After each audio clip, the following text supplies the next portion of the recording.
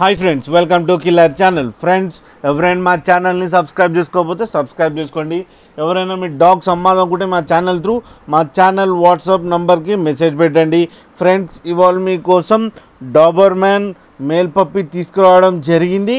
ఇది కాకినాడలో అవైలబిలిటీలో ఉంది. అండ్ దీని ఓనర్ ఏం చెప్పారంటే దీని ఏజ్ ఏమో 35 days అని చెప్పడం జరిగింది. అండ్ ఇది మేల్ డాగ్. అండ్ మేల్ డాగ్కి ఏమో 18,000 రూపీస్ డిమాండ్ చేస్తున్నారు. అండ్ రేట్లో స్లైట్గా నెగోషియబుల్ ఉందని చెప్పడం జరిగింది.